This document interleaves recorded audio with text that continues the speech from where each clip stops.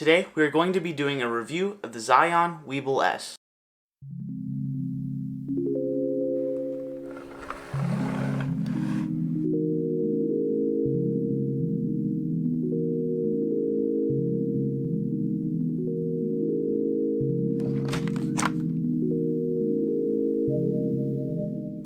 Hello everyone and welcome back to IB Films.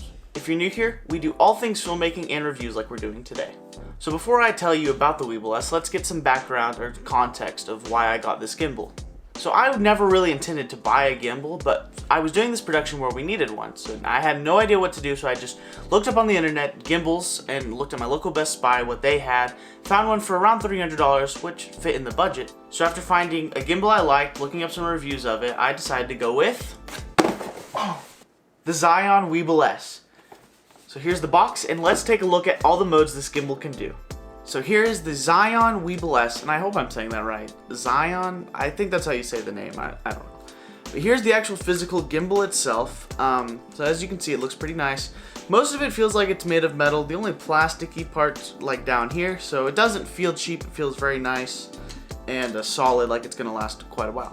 So here's what it looks like, and now let's put the camera on the gimbal and show you all the basic modes that the gimbal has. Okay, now we are on the gimbal. We have as you can see, we have a second angle set up with the phone, because I don't have two cameras. Okay, so this is the first mode. This is pan and follow. So as you can see, when you pan, gimbal pans with it. But when you go up and down, it stays locked on. Next mode is L or locked. So whatever you looked at last, the camera will stay locked on it. So it gives no input for panning. When I go up and down, it's going to stay in the same direction. When I go side to side, it's still looking at what it was last locked on. The next mode is POV or point of view mode. When you click this, wherever you turn the camera, it'll look. Or should I say, wherever you turn the gimbal, it'll go with it. So if you look down, it's going to look down. If you look up, it's going to look up. Go side to side, it's going to look side to side. And that's POV mode. The next mode is Go or Sports mode. So it's basically like POV, but it goes a lot faster. So this would be good if you were following someone, maybe if you were doing an action scene on a gimbal, even though that would probably be better handheld. So you can get, yeah, like it's originally called Sports mode. So if you're watching sports, you're filming someone doing sports, it's really good for keeping up with it. And finally, if you double tap the POV button, you get V or Vortex mode. And this is really cool, as always. It's on a lot of gimbals, but when you turn the joystick, the camera's gonna turn in the Inception or Vortex mode. And you can choose which direction you'd like that to go in. So you can go clockwise or counterclockwise.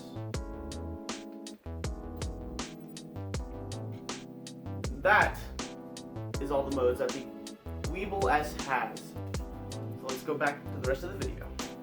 Now that you've seen all the modes the gimbal has, let's go over other neat features that I really like about the Weebill S.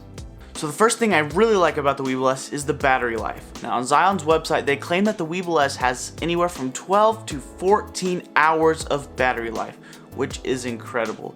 So if you're doing like narrative stuff or like weddings, this is gonna give you plenty of time for a couple of days of shooting, depending on how much time you're actually shooting, you know.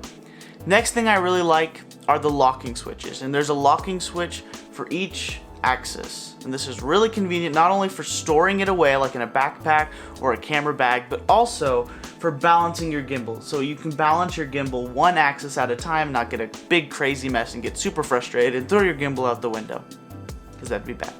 The next thing I like is the little leg, I guess you can call it, that the gimbal comes with. And this is super convenient and helpful, and it can do three things. One, you can just attach it to the bottom so you have extra room to grab the physical gimbal like onto, so you can hold it with two hands. You can also put it near the top of the gimbal and screw it in, and it becomes what they call sling mode, so you can get really low angles.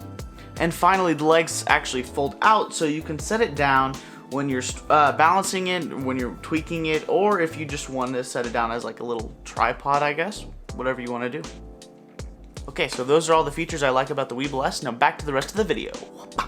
So now that we've talked about the technical aspect of it, the next point I'd like to bring up is who I think this gimbal's for. I think the Zhiyun Weebill S is a great gimbal for people who are just starting out. Maybe you have like a gimbal for your phone and you'd like to upgrade for one for your camera, or if you've never had a gimbal before like me, this is a great first gimbal to get, and it's relatively affordable. And so do I recommend this gimbal? 100%, if you can afford it. And with all that out of the way, here's some test footage.